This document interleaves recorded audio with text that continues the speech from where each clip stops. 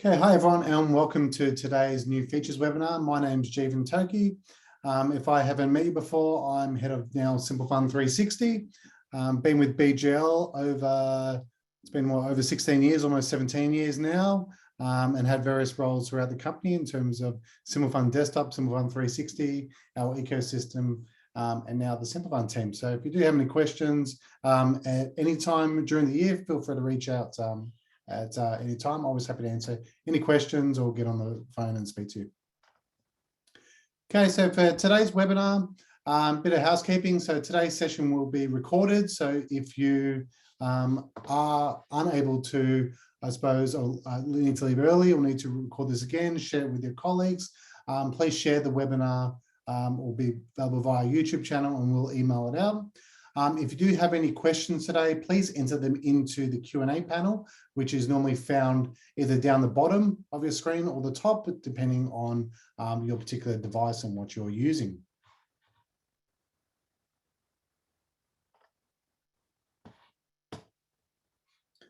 Okay, so for the first feature I'm going to show you is going to be our new document screen.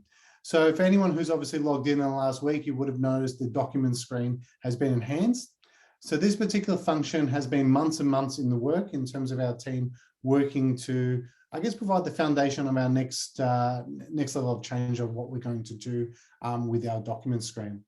So as you can see there on screen, you will notice there is folders for each particular chart of accounts, folders or tabs there for the financial years. Account balances, which will display for each account to easily get a balance of each account there in the chart of accounts. You're able to drag and drop between folders, and you do have their additional permissions. So let me jump now into Simple Fund 360 and show you this.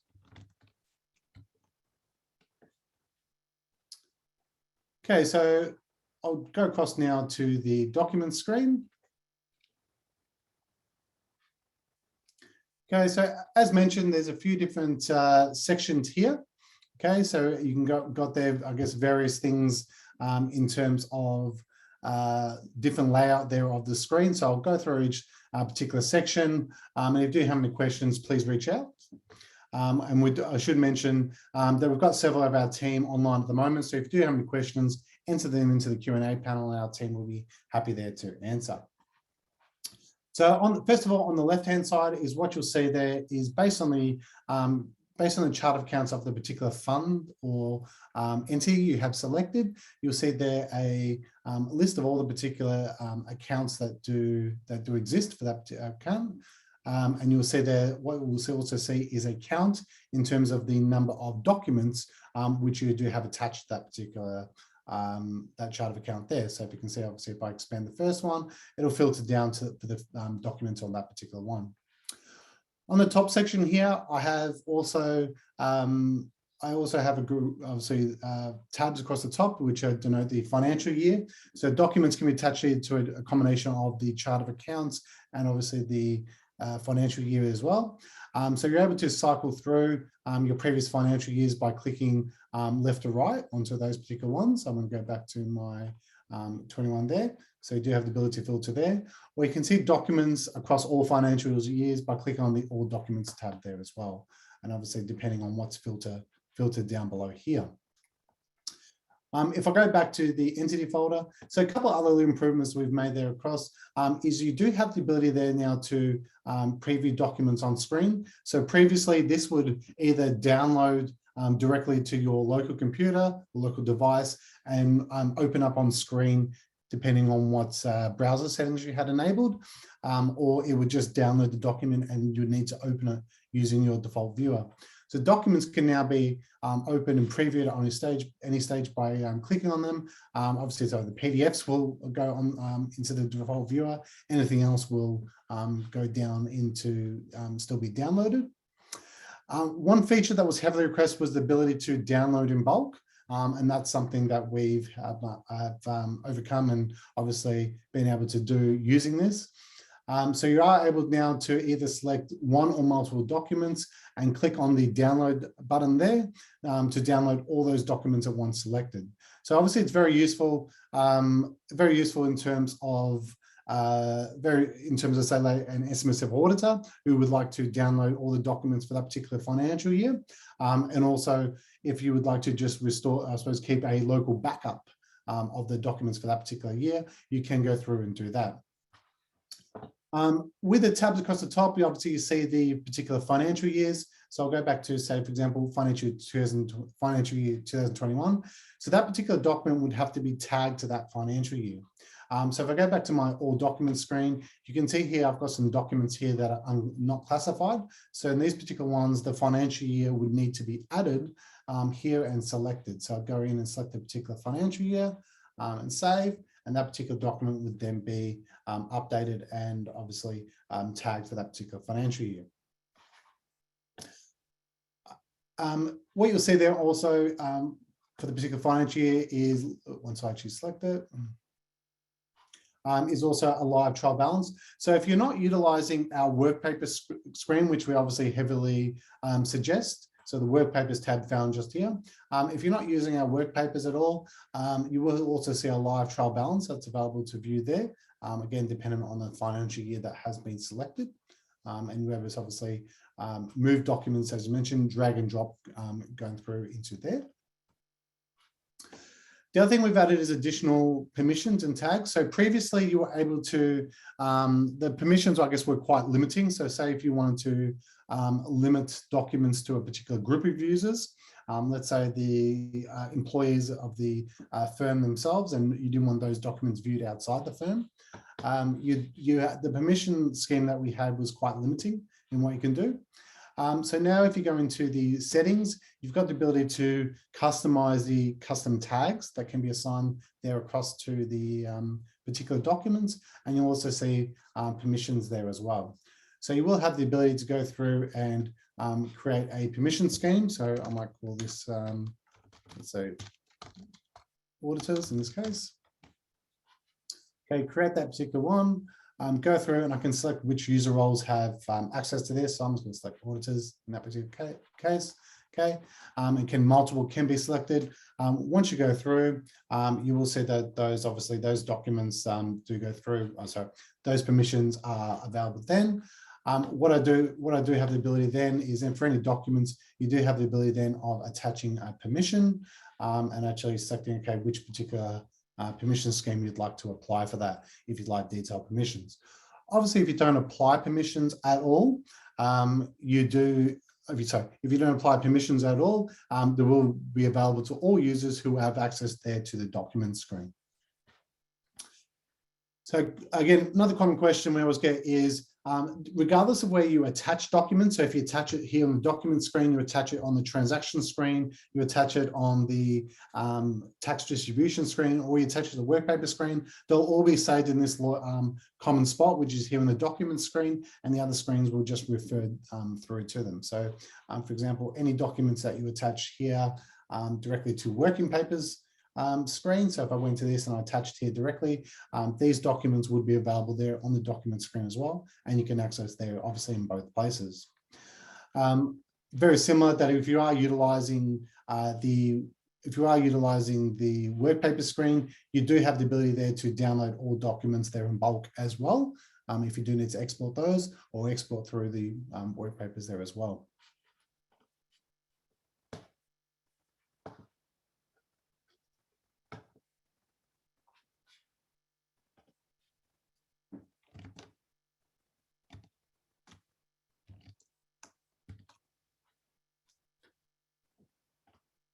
Okay. So the next feature I'm going to show there is around pricing. So we now have two bits of pricing, which I'll show. So in terms of both daily pricing, first is for NYC ARCA. So with the NYC ARCA, we do have daily pricing coming through. So this is in addition to the existing NYCE prices that we were receiving. This will include a lot of ETFs, exchange traded products, and some other type, I suppose, smaller securities that we weren't getting daily prices for. So you will see those available there. The other one we have there is, which we, I suppose, released back in March, but haven't made as much noise about is cryptocurrency pricing. So we do have the ability there to receive daily pricing through via the Inbox, which is a partnership that we've done with Cointree that you see they're available. So let me just show you a couple of those. Okay, so I've jumped here into the fund. I'm just going to jump actually into a different one. What was that one?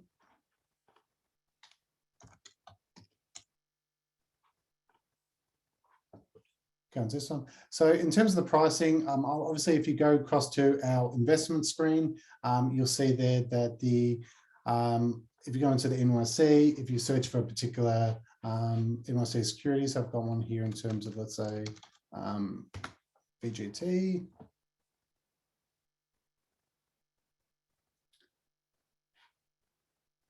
Okay, and I was going to say that's an ETF that I've selected there. You'll see the data feed source will come up as NYSE ARCA.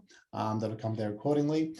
We've also got, you'll see the very last tab there on the investment security list there is cryptocurrency, which again will include, I think it's 288 different coins that we do support there in terms of the daily pricing.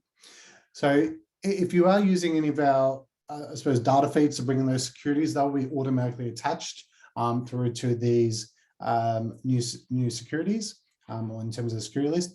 If you've already, let's say, for example, you've got a looking after an SMSF that's holds, let's say, Bitcoin, and you need to update the chart of accounts to reflect in the daily pricing. This can be done by going into, obviously, the chart of accounts screen. Okay, I think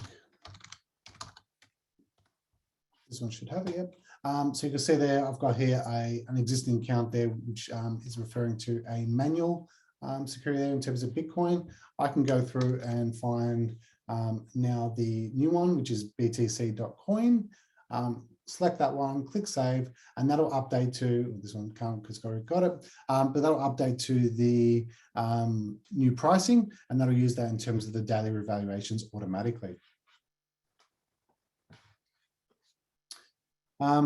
So if I go across now to this side, so where we're getting the cryptocurrency pricing from is a joint venture, as I said, called Inbox. So it aggregates, as you can see there on screen, pricing from 5 different exchanges and gets it at midnight each day. So you can see on screen there, it prevents all the relevant information.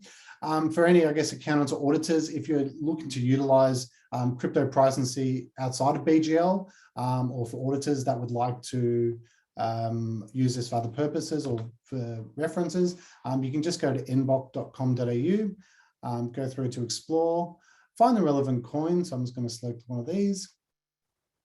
Okay, you'll have the list of pricing, and what it actually gives you there is a confidence. So if you click on the help, it'll explain what the confidence is, and obviously give you a list of pricing going back when. So obviously go through and have a look. So go back and have a look. And when you've got the relevant one there, the relevant price or whatever, we'll go through. And the confidence there will give you obviously how much confidence got that pricing is obviously reflective of what the current market is. And obviously it depends on the type of coin or on what it is as well. So going back to here, if I go back now and want to select the investment, so again, I'll go back to my other example again. So for VGT, you'll see it automatically will come through, and that'll be automatically added, as I mentioned, in terms of the NYSE ARCA prices there as well.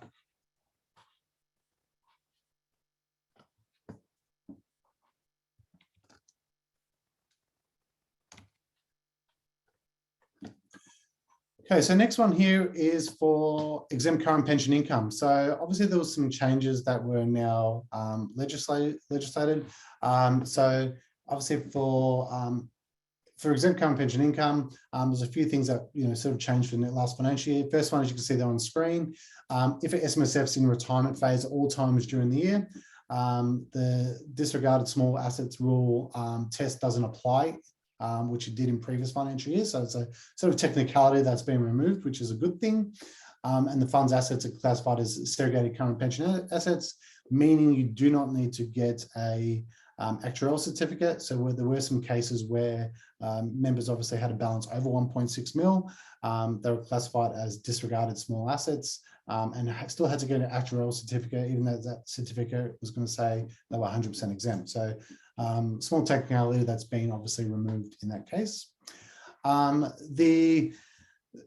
With point 2 there, as you go through and read through yourself, so really that's just sort of what that's referring to is where there's a mixture during the financial year of segregated periods and proportionate periods or unsegregated periods. The trustees now have a choice. Would they like to use a mixture of periods in terms of those, or would they like to use the proportionate method at all times during the financial year? So as you can see there on screen, that applies that where there's at least one pension account, the fund's not in 100% retirement phase for all times during the year, and the fund doesn't have disregarded small fund assets in that particular case. So if I jump across to Single Fund 360 again, if I go and select a different fund for this one. Okay, and I'll navigate across to the fund pension policies screen. Okay, so a couple of little small changes that we've made that you'll see here on screen. The first is anytime that you submit a certificate, we actually display what's the actual time of the certificate being submitted now directly across that. What we'll also do is a check that where the certificate status is not completed, so that would be in the case of these two, we actually check, have any transactions been modified after this date and time? And if they have, we provide a warning on screen. And there were particularly a few issues, I think late last week, that were being lodged, and we actually pushed out a fix for that this morning. So you shouldn't notice those issues if you are experiencing those. And we'll display a warning on screen, and really that's designed where we're required, I suppose, have changed transactions and we're required to lodge an amendment through to the providers. So to my knowledge, none of the providers charge for an amendment. You can actually go through and resubmit that data again and go through, and the resubmitted data will then be obviously accepted. We found a lot of firms were actually missing the ability to have, I suppose, that will send through the updated information. So hopefully that helps in that regard. In terms of the ECPI changes, I'll just select Act 2 in this case. When you actually select, obviously there's a test fund, this fund's got obviously members over with a TSB over 1.6, so they wouldn't be eligible. So if you select the option, I confirm the fund's eligible to use the segregated method, you'll see the ECPI choice option is now displayed, you can see there, and you'll have the two options which are available. So obviously, depending on which one you select, that information will be submitted through to the actuarial certificate provider, and they will obviously act accordingly.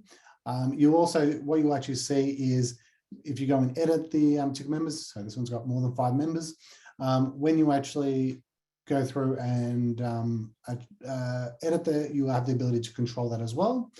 And then we'll do some things at year end in our next release around the minutes and that as well, so that the minutes that we have do obviously reflect the choice that's made there as well.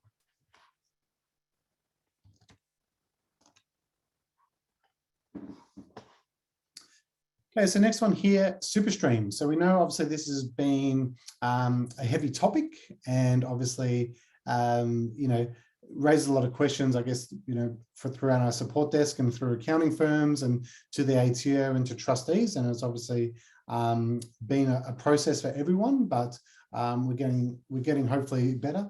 So what we've done is also we've made some changes here around some minor improvements, and this is obviously based on feedback and questions that we're getting. So a couple of things there. The conversation ID will display there on the Superstream dashboard. We've added several new validations to stop issues being created to go through. The remaining benefits now being added to the Superstream report, and the contribution amounts have been added to the email notifications. So if I jump back into Simple Fund, menu. So across here in the Superstream dashboard, if you go now and look at, when you look at your transaction history, you will see that the conversation ID will display there. And obviously that's to help in terms of any sort of tracing. So obviously Superstream does create a lot of questions, and we still get a lot of questions on our support desk. So something we did run last month was an in-depth whole 1 hour webinar on Superstream. So I'm not going to cover a lot of that today, but if you go to BGL's YouTube channel, and you'll see there for you the Superstream rollover and release authorities webinar, goes for an hour, goes in depth, covers everything related around the Superstream changes, how to process those changes in Simple Farm 360, how to switch ESAs, how to actually look at the reporting, how to contact the ATO, and covers everything from step to step. So if you haven't watched that already, please go to BGL's YouTube channel and check that one out.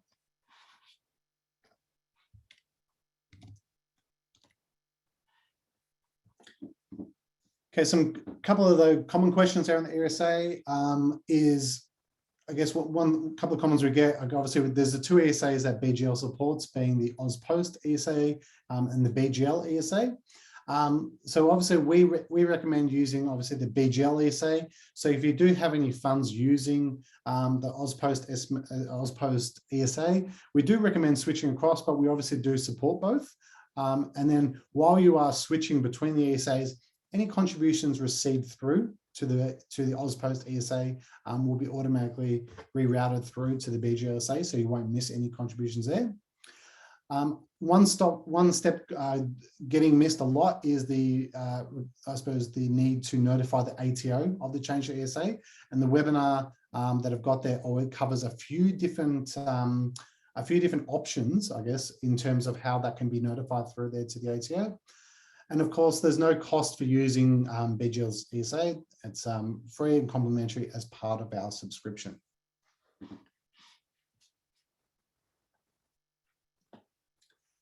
Okay, so some other improvements here. I'm not going to go through and show all these. I'll show just maybe the first one, and that's it. But we've added across the software in various places Google address searches. So when you enter in a new address, you will see that coming through, I suppose, being searched against Google's address register, and we return suggestions automatically.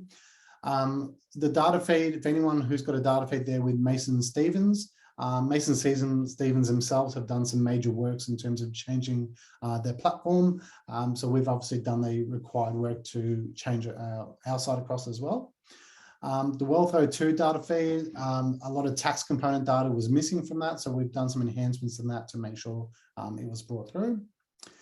The member list screen, we've added some improvements there to the UI in terms of being able to sort based on the dates and that. In the last release there, we added 5 different corporate actions. The contributions dashboards, the work test changes from 1st of July 2022 have now been supported. So I guess the changes have been, I suppose, implemented there, ready to go for the next financial year. And the pension dashboards and calcs have been obviously added for the 50% reduction for 2023 already. So if I go back into my fund details, if you go into, I guess, any searches now, so if I go through and actually search or enter an address, you will see it will bring through a list of suggestions based on the Google search there. As you can see, that does come through, and that'll automatically pre-fill. So that'll be, I suppose, obviously providing a huge benefit when you're actually entering in any address or changing addresses as we do go through.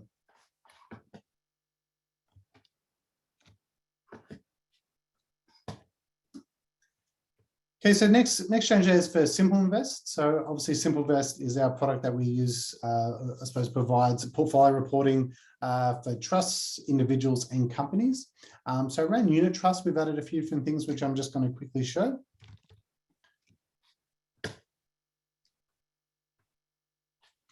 So actually switch here. So I've got here my unit trust. So we'll go through to the year-end process. So very similar to the create entries process, the year-end process is built into the period compliance screen, I should mention. So I'll click on start there. So obviously very similar. It's going to show what's actually occurred for the particular financial year. So in this case, I've got revaluations turned on, and you can see because I've got revaluations turned on, it's automatically allocating revaluations there to the reserve, and you can add in additional reserves for things like capital gains, etc. there as well. So I'll go through and save that.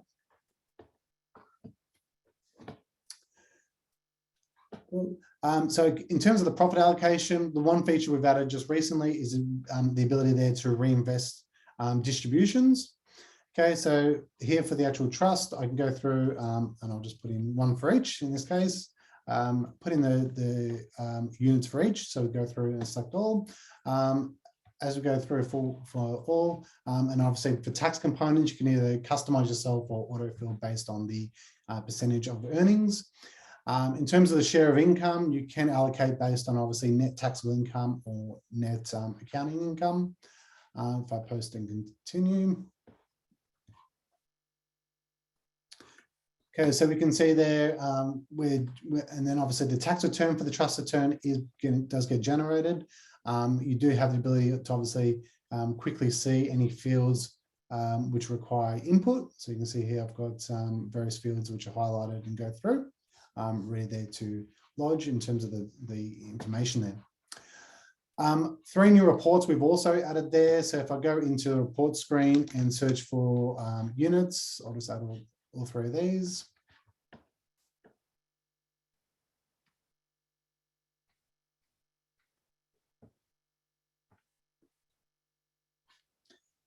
Okay, so the Uding holding statement. So I believe this one was here where we just had some enhancements. So obviously show detailed information there around the holding statement for each of the unit holders. New report we've added, which is the unit valuation letter. So this one will obviously show a confirmation there from the trustees about the units on hand. And again, this is going to show in this particular case for each of the 3 unit holders. Okay, and the last one there is a unit valuation report. So as we go through, and this again, this will give a detailed breakdown of how the actual trust is determining the unit valuation for each of the unit holders there as well.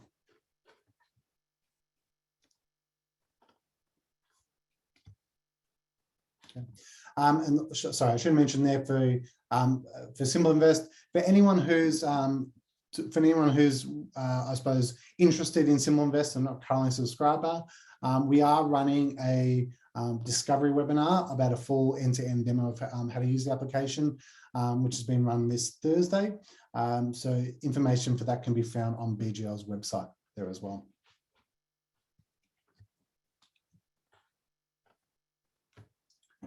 Okay, so I'll just go into our coming soon section. So this is incoming soon. So the first one there's for Simple Invest. So exciting news is the team's completed all the work involved for the lodgement of the 2021 trust tax return. We're just waiting on final approval from the ATO and we can make this live for Simple Invest clients. So this is pretty exciting for the team involved. And then obviously the team will be working on the 2022 trust tax return, which we hope to have ready to go prior to 30th of June. Okay, so for SMSFs, the 2022 SMSF annual return and lodgement will be available in our next update. So that'll be obviously sometime during June. And then once that's released, obviously you'll have the ability to do both. So for either for amended, for amended ones or the ability to go through and I suppose lodge in terms of electronic lodgements. One thing that the team's also working on is the ability to lodge a pay-as-you-go form as well. So that'll probably be just after 30th of June and go through. Questions there I can see come through is will we be able to lodge prior to 30th of June? Yes, as soon as we've got approval of the ATO and we've released the updates. Yes, you will have that ability. I just don't have a fixed date yet. So once I've got with some date, we'll obviously make that public to clients. Okay, so obviously earlier on, all the things I showed you there with the documents screen, that was kind of part 1 of what we got planned. So if you did attend any of our registered conferences back in March, or the masterclass, you would have seen a bit of this being shown, which is Smart Docs. So this will be the next generation of what we actually do with the documents going forward, and is pretty exciting in terms of some of the advancements in technology and machine learning. So this video is showing. So what we'll actually go through and do is create an email address for each SMSF or entity within Simple Fund or Simple Invest 360. And what you'll have is the ability to, for either the trustee, accountant, or third party to email documents through to that email address. So you can see the demo we're showing just here. So in this specific example, Matt's, you can see there is attaching a whole raft of documents through to the email, and it's going to send that through. Okay, once those emails are received through, you'll receive a confirmation, as we can see there. So the emails, the document's going to be used in multiple purposes. So one is around our smart matching. So where there's unmatched transactions, you'll have the ability to auto match transactions and use information. We'll be able to use this for data validation. So with that data validation, we'll be able to confirm things like tax components and make sure they're entered in correctly. What we're planning to do is for things like work papers, where you'll be able to auto upload again all those documents, and the work papers will, so Simple Fund 360 and Simple Invest 360 will be able to auto assign those documents to the relevant work paper where you are utilizing our work paper screen.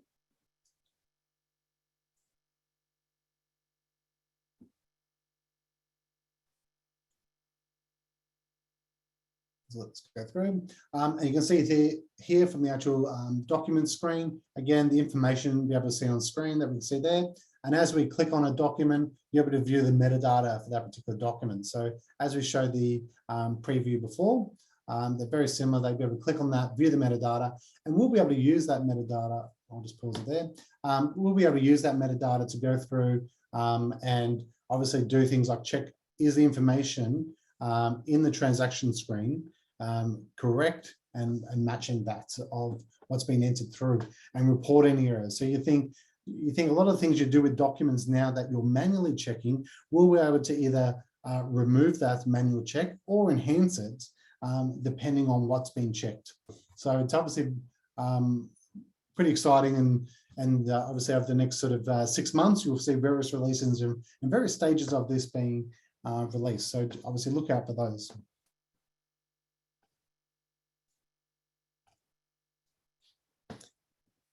Okay, so next one here is in terms of client and contact sync. So currently this project here is in our beta phase at the moment, and it's again looking to go live to all clients start of July.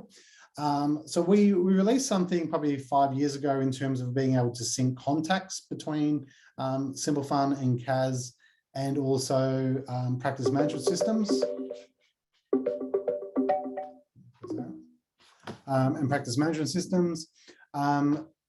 What you also see is the ability to do this for clients as well. So sorry, I lost my train of thought there. With clients and contacts, you'll have the ability, obviously, with CAS 360 to bring those through. And also, if you don't have CAS 360, you'll be able to also sync those clients and contacts with your practice management system. And you can see there the various ones that we have going through.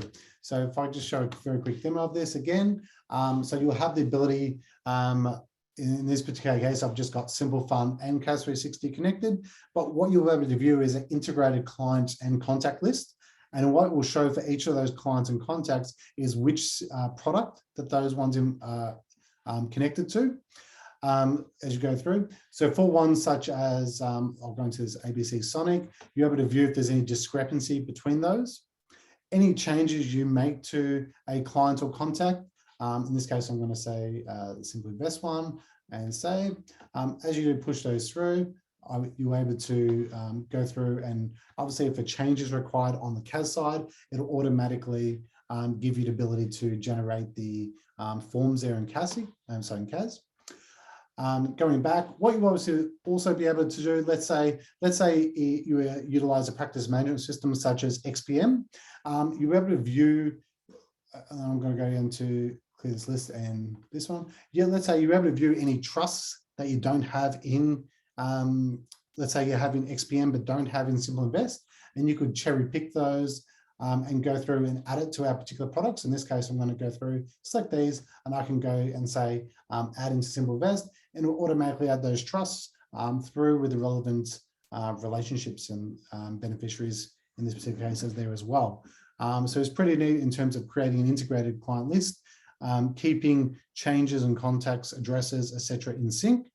For things like in the future, director ID, so to be able to make sure that the director ID, once it's input in one system, will be automatically pushed to the other relevant systems and goes through. So again, something we're looking to release back in, hopefully make live to everyone back in July. So going through, so now that's probably the end of everything I was going to show for today. So we'll open up to any questions that haven't been answered.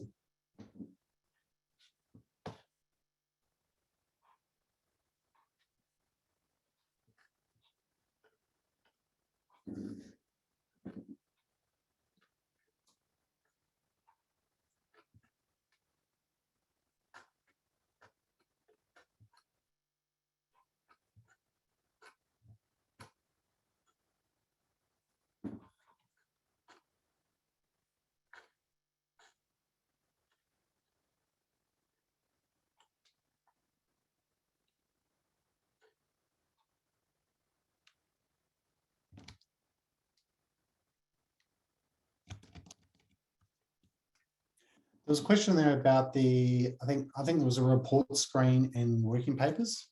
So with the, in terms of generating financial reports, I guess there's two different options.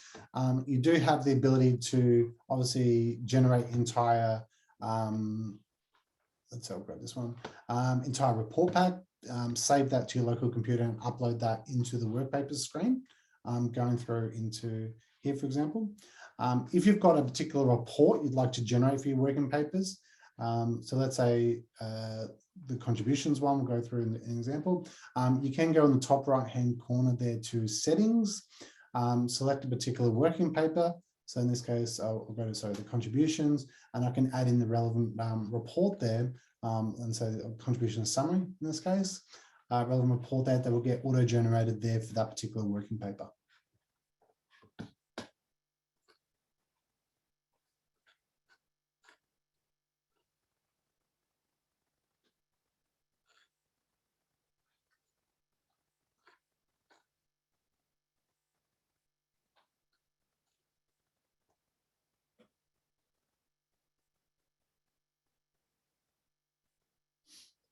It was a question there, I guess, main differences there between, working papers and documents. While there is some overlap there in features as well, the work paper screen has the ability, to assign users, track status based on each individual account.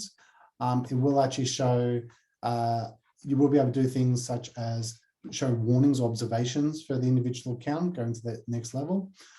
You do have the ability to enter in notes against the individual chart of account there as well, or individual sub account. So it does that little bit extra, and obviously the relevant breakdown for either is available to, let's say if you just wanted to download documents at year end and provide it to the auditor. Obviously it's very similar.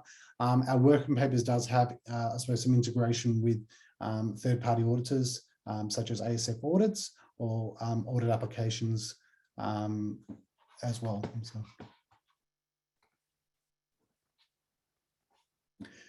Question about how to add external auditors' files into BGL for digital signing.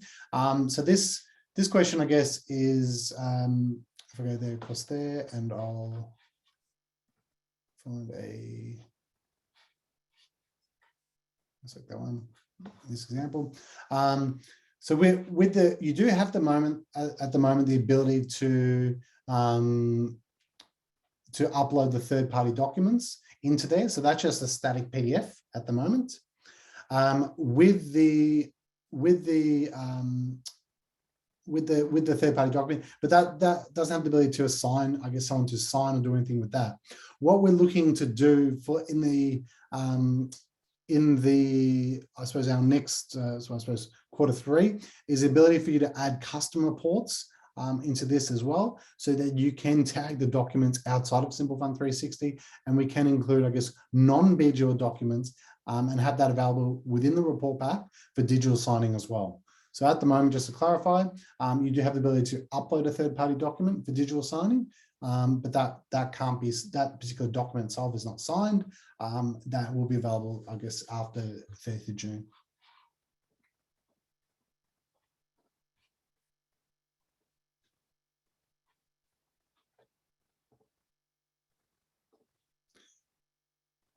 Question there, have the audit work papers been updated for this year? Not this year, so that'll be in, should be in our tax update coming out in about 3 or 4 weeks' time.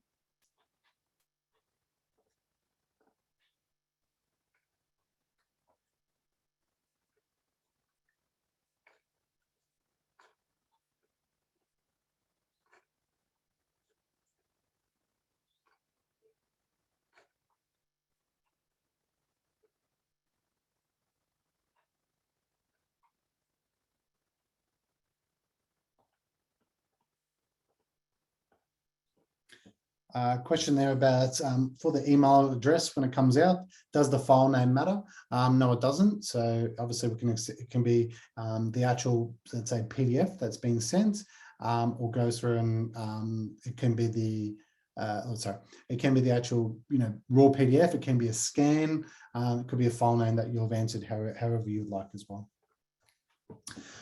Question there about data feeds with Suncorp. So Suncorps won't provide a direct data feed to us. So the option for that will be once open banking is available, you will have the ability to obviously utilize that through there. Just remember, you do have the ability on the smart data entry screen to upload a bank statement, which will automatically create the transactions there as well.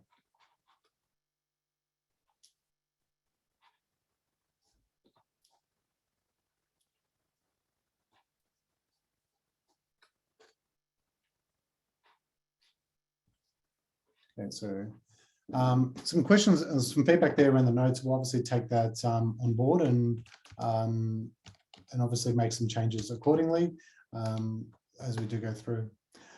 So that brings us to the end of today's webinar. So if you do have any questions at any time, you've got our contact details there on screen, or you'll find we can email me directly. I don't mind. My email address is jtokhi@bglcorp.com.au.